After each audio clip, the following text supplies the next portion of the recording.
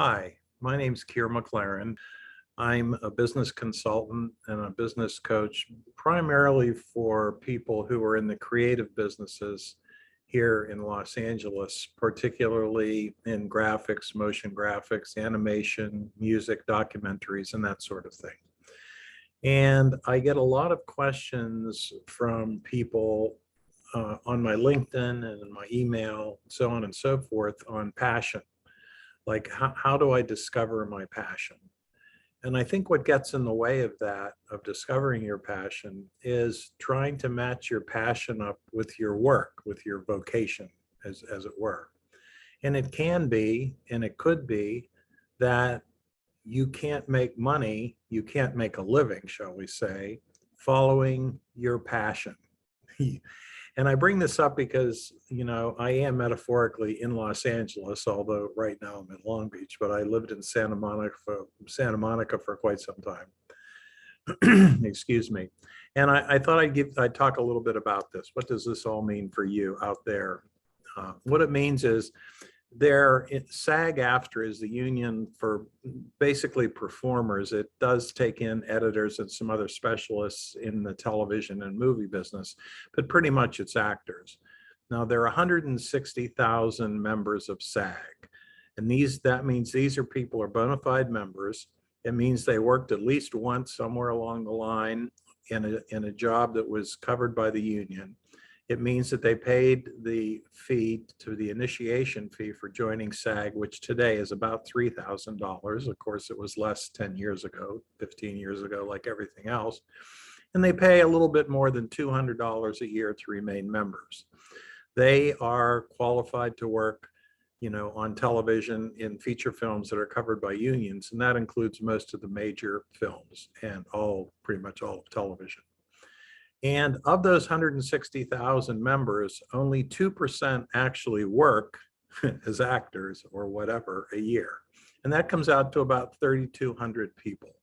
So of 160,000 members who consider themselves actors enough to pay the membership fee every year, only 3,200 of them ever actually work as actors on any given year.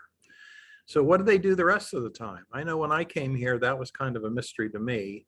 I didn't really understand how show business, how the entertainment business works. Well, they do something else for a living. They do something else. Here, it's popularly called a day job. So they do something else to pay the bills, to pay the rent, to have their life the way they want it. And then they also continue to act. Now, here in Los Angeles, we have a lot of small theaters, black box theaters, and a lot of people keep their acting chops alive by acting in those kinds of ventures. A lot of people teach. Some people teach acting. Some people teach other things.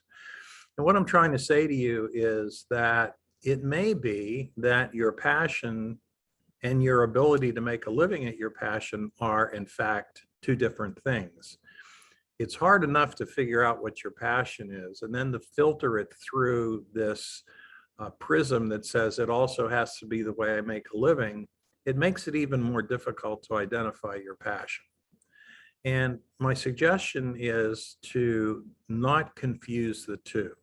It may be that your passion is something that can't make you a living. And let's take an area in the arts that I think we all have at least some familiarity with if we ever went to high school and took English classes, and that's poetry. Very, very few poets ever make a living writing poetry. That doesn't mean they don't get published in chapbooks and in other endeavors, but it means they clearly don't make a living. There's not a big market for poets out there. Now, there may be one or two people who break that rule. There always are. I once interviewed Donald Hall for a newspaper, and he later became Poet Laureate of the United States. And he was well into his 40s, according to the interview that I did with him, before he could make a living purely from his writing.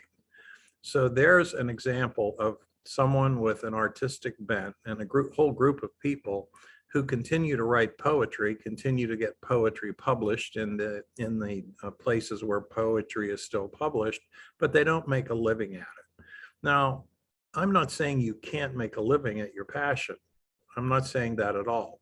What I'm saying is that to discover your passion, try to separate it out from what you're doing for a living or what you want to do for a living. And that's like really important, because if you can find your passion and you can continue to do that, regardless of whether it's what you do, quote, for a living or not, it really makes no difference.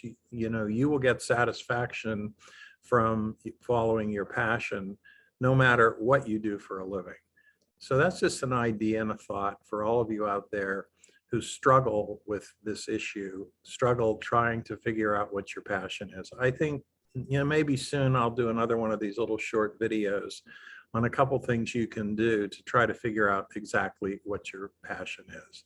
This is Keir McLaren. I hope this helped you along your journey.